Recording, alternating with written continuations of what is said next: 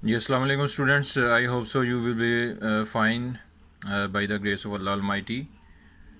Uh, in physical chemistry, dear students, we have a topic today, simple harmonic oscillator, and we will calculate its kinetic energy of a particle having a simple harmonic motion and potential energy, and also we will calculate the uh, frequency of vibration.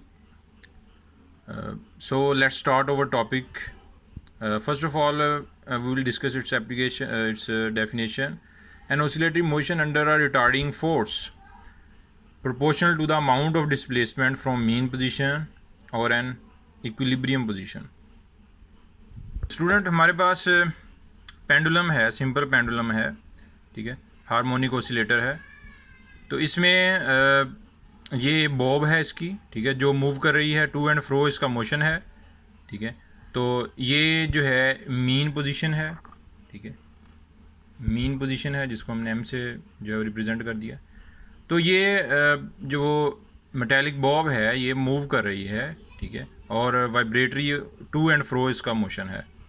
तो student जब इस Bob को हम यहाँ से पकड़ कर यहाँ पर लेके आएंगे, ठीक है, मीन से एक्सट्रीम पोजीशन पर लेके आएंगे और इधर से हम इसको छोड़ देते हैं, ठीक है, तो क्या होगा कि ये वाइब्रेट करती रहेगी और एक स्टेज आएगी कि ये अपनी मीन पोजीशन पे जाके रुक जाएगी, ठीक है।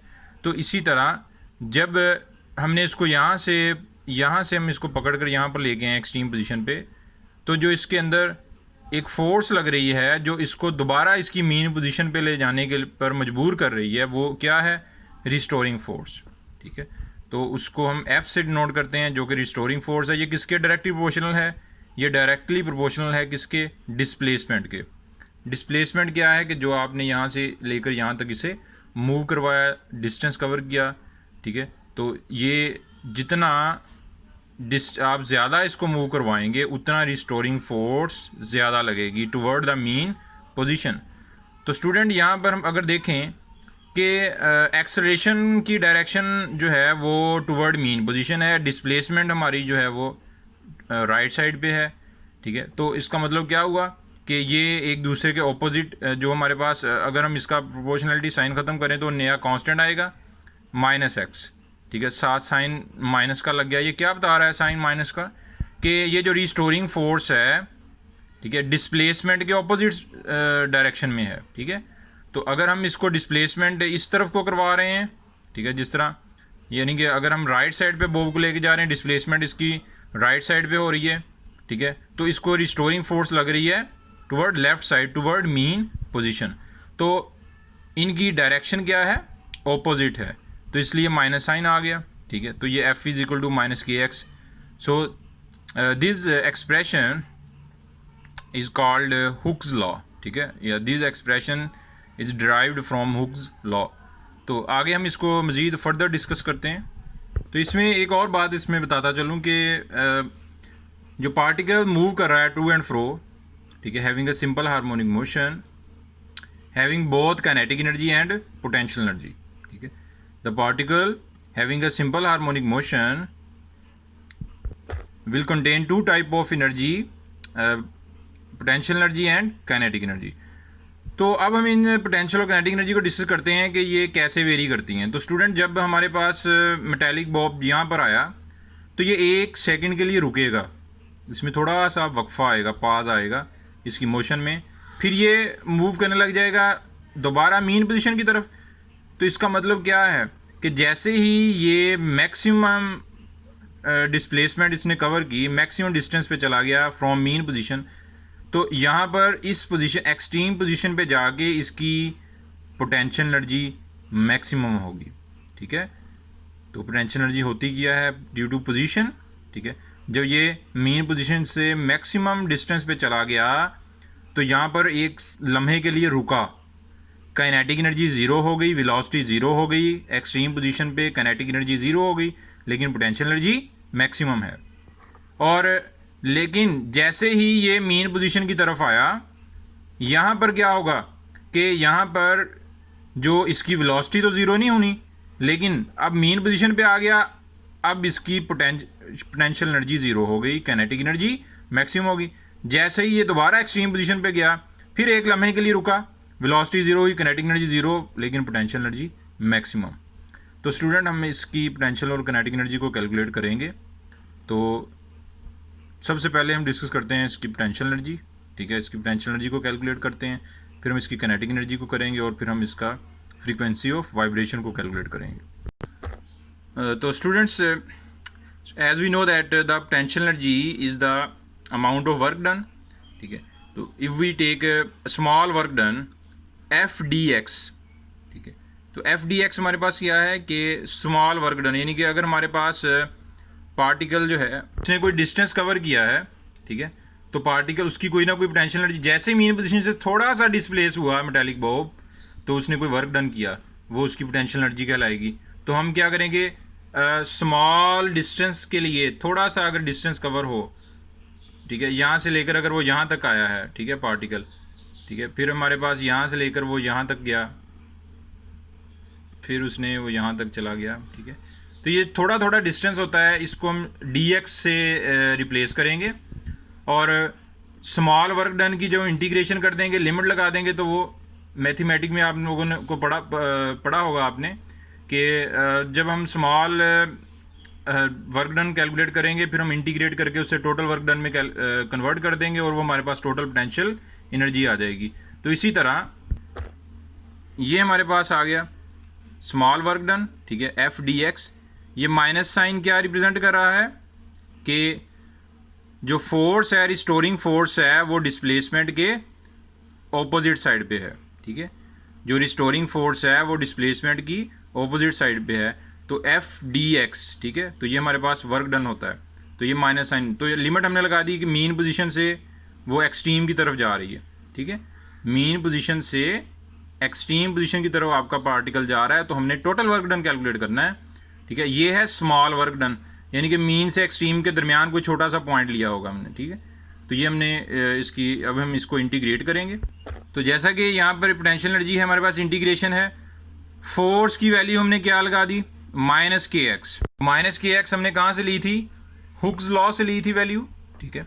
तो माइनस के एक्स हमने वैल्यू लगा दी, तो माइनस जो कांस्टेंट होता है आपको पता है कि उसको हम बाहर निकाल लेते हैं, एक्स जो है हमारे पास अंदर रह जाएगा, ठीक है, वेरिएबल है, तो d x with respect to x हम इसकी इंटीग्रेशन कर रहे हैं, तो हमारे पास क्या आ जाएगी इंटीग्रेशन एक्स की।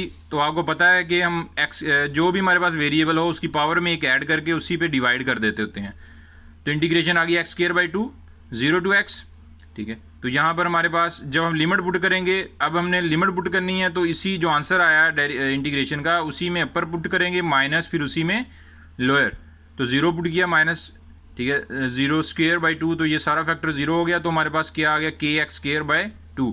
तो ये इंटीग्रेशन है स्टूडेंट्स, आप लोग मैथमेटिक में देख सकते हैं, इंटीग्रेशन का कोई टॉपिक सर्च करके, तो उसमें ये सारे फार्मूलाज वगैरह इसके दिए होते हैं कि इंटीग्रेशन हम कैसे करते हैं। Total potential energy metallic bob की आ गई के एक्स स्क्वायर बाय 2। तो dear students, we can calculate the total potential energy of a particles when a particle move from mean position to extreme position by dividing the total work done into a small work done, and then we can integrate these small work done, ठीक है, into a total work done. So in this way total potential energy of a moving particle with simple harmonic motion can be calculated. यहाँ पर देखें कि अगर हम ऐसा करते हैं, अगर x 0 हो जाए, डिस्टेंस 0 हो जाए, तो पोटेंशियल एनर्जी भी 0 हो जाएगी, ठीक है। कि अगर हमारे पास हम जब आपका पार्टिकल जो है, जो मेटालिक बॉब है, वो मूव ही नहीं करेगा, तो रहेगा ही मीन पोजीशन पे, कोई डिस्टेंस ही कवर नहीं करेगा, तो पोटेंशियल एनर्जी भी 0 होगी, ठीक है। तो यहाँ पर हमारे पास जब इसकी मूवमेंट ही नहीं होनी मेटालिक बॉब की, जब मूवमेंट ही नहीं होगी, तो स्टूडेंट्स इसकी पोटेंशियल एनर्जी भी 0, काइनेटिक एनर्जी भी 0। Now let's talk about it's graphical explanation. तो स्टूडेंट ग्राफ कैसा मिला हमारे पास पोटेंशियल एनर्जी का, वाई एक्सिस पे आपने पोटेंशियल एनर्जी लेनी है और एक्स एक्सिस पे क्या ले लिया हमने, उसका डिस्टेंस ले लिया, डिस्प्लेसमेंट ले ली। तो स्टूडेंट्स जो ग्राफ आएगा वो पैराबोला आएगा, ठीक है। पैराबोला कैसे, कि जब ये हमारे पास एक्स एक्सिस है, कि जब मेन पोजीशन पे है आपका मेटालिक बॉब, आपका पार्टिकल मीन पोजीशन पे है तो पोटेंशियल एनर्जी क्या है, 0। मीन से एक्सट्रीम जाएगा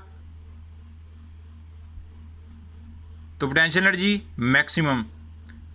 एक स्टेज आ जाएगी कि जब हमारे पास काइनेटिक एनर्जी उसकी 0 हो जाएगी, वो पास कर जाएगा, थोड़ा वक्फा आ जाएगा उसकी मोशन में, रुक जाएगा एक लम्हे के लिए, फिर वापस आएगा। वहाँ पर kinetic energy 0, potential energy maximum.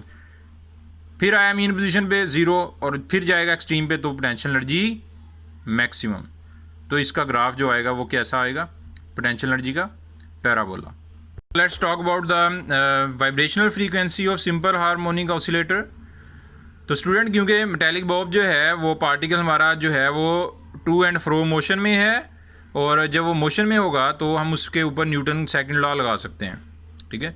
So by applying the Newton second law, because the particles having a simple harmonic motion is in motion, ठीक है। तो हमारे पास ये जो ए जो है ये एक्सेलरेशन है, एम जो है ये उसका मैस है। तो एक्सेलरेशन हमारे पास हमें पता है किसके बराबर, D square x over d T square. तो इसमें जो वेलोसिटी होती है वो D x by D T होता है। वेलोसिटी जो है वो D x by D T होता है, ठीक है। तो इसका जब हम सेकंड डेरिवेटिव ले लेंगे डी स्क्वायर एक्स, ठीक है, तो rate of change of displacement वो वेलोसिटी आ जाएगा, और rate of change of velocity इसका सेकंड डेरिवेटिव वो क्या आ जाएगा, एक्सेलरेशन, ठीक है, D square X by D T square. हमने फोर्स की वैल्यू लगाई तो उसमें हुक्स लॉ से हमने फोर्स की वैल्यू लगाई, तो वो हमारे पास आ जाएगी माइनस के एक्स। तो एक्सेलरेशन की वैल्यू लगाई वो D square X by D T square आ गई, ठीक है। No there is a conceptual point, we will discuss it in detail. The solution for second order differential equation x is equal to a sin 2 pi mu t, ठीक है, इसको f भी कह सकते हैं, फ्रीक्वेंसी भी कह सकते हैं। तो ये x की वैल्यू अब हमने इसमें यहाँ पे पुट करनी है। तो सबसे पहले हम देखेंगे कि ये x क्या है। तो स्टूडेंट ये x जो है ये डिस्प्लेसमेंट है फ्रॉम मीन पोजीशन। x क्या है, डिस्प्लेसमेंट फ्रॉम मीन पोजीशन, और a जो है वो maximum displacement from mean position, amplitude कहते हैं इसे, ठीक है। और ये जो म्यू है ये फ्रीक्वेंसी है ऑफ वाइब्रेशन, t क्या है, टाइम है, ठीक है, 2 पाई कांस्टेंट है। ये वैल्यू कहाँ से आई, ठीक है, इसको हम थोड़ा सा देख लेते हैं। अच्छा जी, अब इसमें देखें ज़रा कि हमारे पास अगर पेंडुलम है वो टू एंड फ्रो मोशन कर रहा है, ठीक है, ये उसकी मीन पोजीशन है, ठीक है, और ये बी जो है वो यहाँ से, ये बी उसका कोई पॉइंट है जिस पे वो पार्टिकल पड़ा हुआ है, बॉब पड़ा हुआ है, ये रेडियस है मीन पोजीशन से, ये एक्स जो है ये उसका मीन पोजीशन से डिस्टेंस है बी पॉइंट तक, ठीक है, यानी कि ये उसकी लेंथ कह सकते हैं, वो मेटेलिक बॉब की जो वायर है उसकी लेंथ कह सकते हैं, ठीक है, मीन पोजीशन से बी से।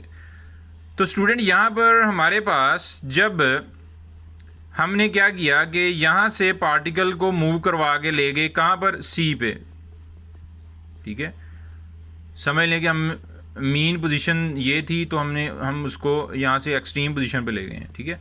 हमने पार्टिकल को मूव करवाया है, उसको डिस्टर्ब किया है ताकि वो टू एंड फ्रो मोशन करे। हम उसको ले गए किस पॉइंट पे, हम उसको ले गए सी पॉइंट पे, ठीक है। अब ये ओमेगा टी क्या है, omega T is the angular displacement, जो जब इस मेटालिक बॉब को मीन पोजीशन यहाँ से हमने पकड़ा और हम यहाँ से उठा के यहाँ पे ले गए, फिर हम छोड़ देंगे तो ये वाइब्रेशन स्टार्ट कर देगा। सी पॉइंट पे ले गए हैं तो उसने कोई एंगुलर डिस्प्लेसमेंट हुई, ठीक है, एंगुलर डिस्प्लेसमेंट उसकी ओमेगा थी। टी क्या बता रहा है कि टाइम टी में, टी बता रहा है कि किसी भी टाइम टी पे हम यहाँ पे ले गए तो उसकी जो एंगुलर डिस्प्लेसमेंट आई। तो dear students, we draw tangent from C to P, ठीक है, हमने एक टेंजेंट ड्रा किया। टेंजेंट क्यों ड्रा करते हैं वो अभी हम इसको एक्सप्लेन करते हैं। तो यहाँ से लेकर मीन से पी की का जो डिस्टेंस है उससे हमने क्या कह दिया, वाई कह दिया, ठीक है। तो टेंजेंट बेसिकली हम इसलिए ड्रा करते हैं ताकि हमने आगे इसके ऊपर ट्रिग्नोमेट्रिक फंक्शन लगाना है, ट्रिग्नोमेट्रिक फार्मूला लगाना है, और इस ट्राइंगल को सॉल्व करना हमारे लिए आसान हो जाएगा, ठीक है। हमारे पास वाई और एक्स पे जो कंपोनेंट हमें हासिल हो जाएंगे, ठीक है, टेंजेंट ड्रा करने से। तो यहाँ पर जो अब क्या होगा कि ये हमने टेंजेंट ड्रा कर दिया पी पॉइंट पे। तो स्टूडेंट यहाँ से सी से हमने एक लाइन ड्रा की, वो बी पे आई। इस पॉइंट को हमने, वो बी से थोड़ा सा पीछे, यानी कि ये इस पॉइंट पे आई। इसे हमने क्या कह दिया, डी। इसे हमने क्या कह दिया, डी। ये ओ पॉइंट है, ये एक्स एक्सिस के लॉन्ग है वैल्यू, ठीक है। ये वाई एक्सिस के लॉन्ग है, ठीक है। तो पार्टिकल जो मूव कर रहा है सर्कुलर मोशन में, तो उसका अगर उसमें देखें तो वो एक्स एक्सिस के लॉन्ग भी जा रहा है, ऊपर नीचे जाएगा तो वो वाई एक्सिस के लॉन्ग भी जाएगा। तो उसका एक्स कंपोनेंट भी होना चाहिए और वाई कंपोनेंट का होना भी ज़रूरी है।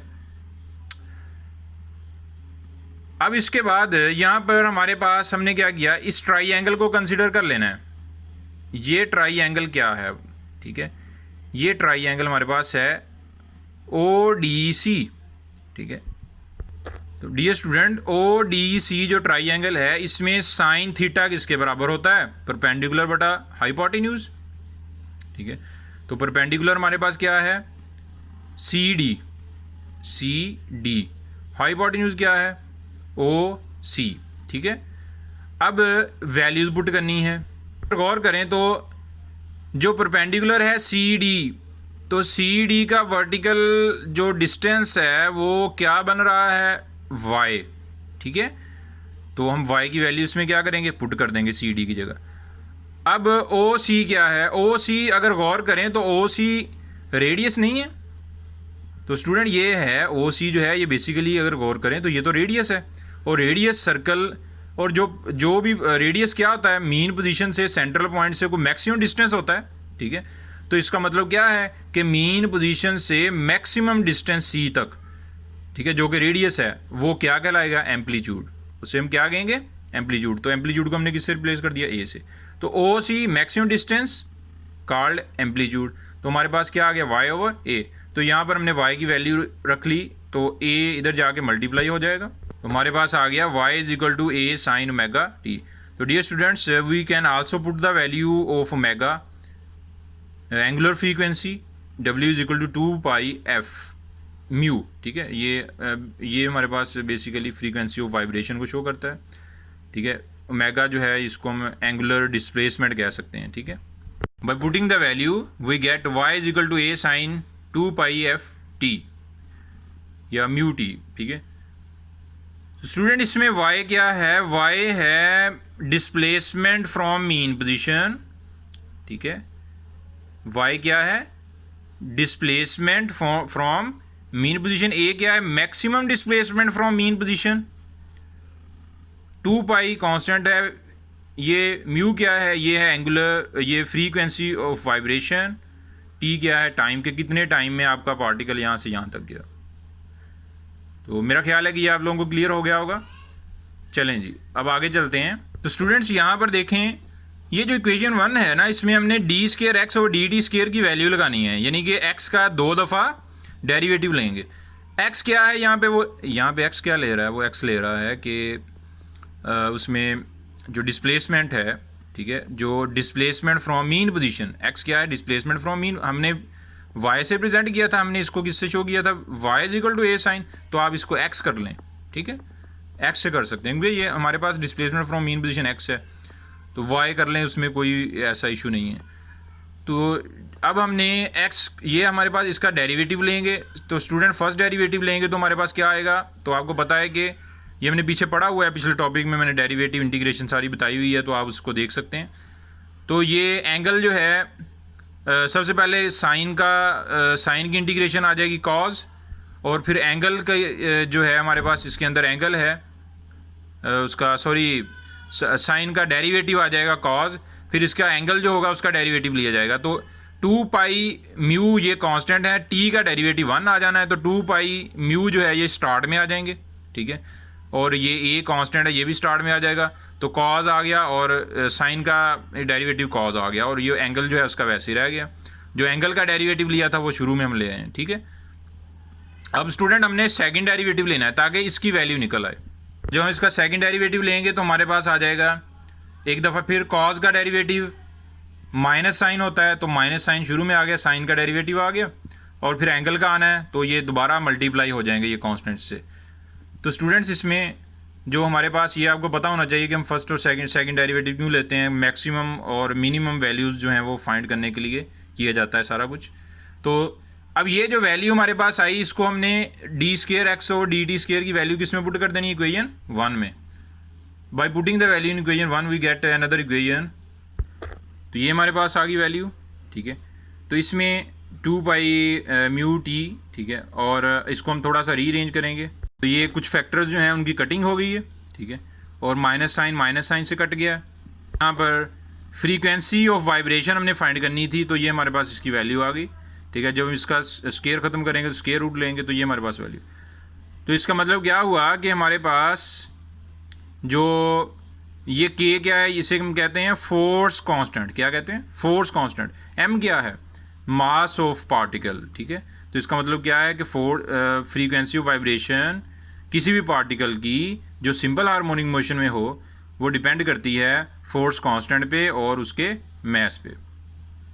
तो स्टूडेंट्स अब हम इसकी काइनेटिक एनर्जी कैलकुलेट करते हैं कि वो पार्टिकल की काइनेटिक एनर्जी भी थी। काइनेटिक एनर्जी किसके बराबर होती है? हाफ एम वी स्क्वायर के।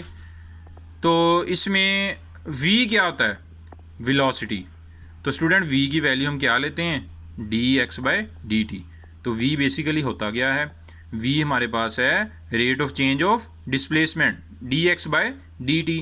तो x क्या है? a sine omega t। हमने y लिया था तो इसको आप x भी कह सकते हैं। तो ये डिस्प्लेसमेंट फ्रॉम मीन पोजीशन है, ठीक है। तो फिर इसकी वैल्यू जब हमने लगाई, इसका अब हम डेरिवेटिव लेंगे। dx बाय dt क्या आ जाएगा? Omega A cos omega T, ठीक है। तो साइन का डेरिवेटिव कॉज, फिर इसके एंगल का डेरिवेटिव ओमेगा, ठीक है, वो स्टार्ट में आ जाएगा। तो हमने इसमें वैल्यू पुट की तो हमारे पास आ गया omega A cos omega T square. तो स्टूडेंट कॉज ओमेगा टी, ये जो हमारे पास स्क्वेयर आया, कॉज स्क्वेयर ओमेगा टी की वैल्यू पुट करेंगे बाई हमने ट्रिग्नोमेट्रिक फार्मूलाज पढ़े हैं आपने कि sine square theta plus cos square theta 1 के बराबर होते हैं। तो कॉस स्क्वेयर थीटा की वैल्यू क्या आ जाती है? 1 माइनस साइन स्क्वेयर थीटा। तो ये कॉस स्क्वेयर में पड़ा हुआ है, होल स्क्वेयर है। तो कॉस स्क्वेयर थीटा की बाकी चीज़ों का हम स्क्वेयर लेकर उनको साइड पे कर देंगे और कॉस स्क्वेयर थीटा की वैल्यू लगाएंगे 1 minus sine square omega T, यानी कि सॉरी इसमें थीटा हमारे पास ओमेगा टी। तो स्टूडेंट्स इसमें वैल्यू पुट करेंगे, ठीक है। काइनेटिक एनर्जी हमारे पास ये आ गई 1 minus sine square omega t. तो यहाँ पर हमारे पास काइनेटिक एनर्जी है हाफ एम मेगा स्क्वेयर ए स्क्वेयर। तो स्टूडेंट हमारे पास एक्स ए साइन ओमेगा टी के बराबर था, तो हम एक्स साइन ओमेगा टी की वैल्यू ले सकते हैं एक्स ओवर ए। तो वो हमने वैल्यू पुट की 1 माइनस एक्स स्क्वेयर ओवर ए स्क्वेयर। तो ये हमारे पास इक्वेशन आ गई। फिर इसमें हमारे पास फाइनल इक्वेशन आ गई, वो आ गई हाफ एम मेगा स्क्वेयर ए स्क्वेयर माइनस एक्स स्क्वेयर। तो student it is a kinetic energy of particle moving at a distance x from the mean position. इससे क्या पॉइंट क्लियर होता है? इससे ये एक हमें पॉइंट मिलता है कि अगर एक्स क्या है? Distance of particle from mean position. अगर पार्टिकल जो है वो मैक्सिमम डिस्टेंस पे चला जाता है, ए डिस्टेंस पे चला गया मीन पोजीशन से, तो उसकी काइनेटिक एनर्जी क्या हो जाएगी? काइनेटिक एनर्जी क्या हो जाएगी? कि काइनेटिक एनर्जी हो जाएगी मिनिमम, ठीक है। अगर एक पार्टिकल मैक्सिमम डिस्टेंस पे चला जाता है फ्रॉम मीन पोजीशन, तो आपको पता है कि उसमें मैक्सिमम डिस्टेंस पे जाके उसमें उसकी मोशन ज़ीरो हो जाएगी, वेलोसिटी में ज़ीरो होगी, फिर वो दोबारा वापस आएगा।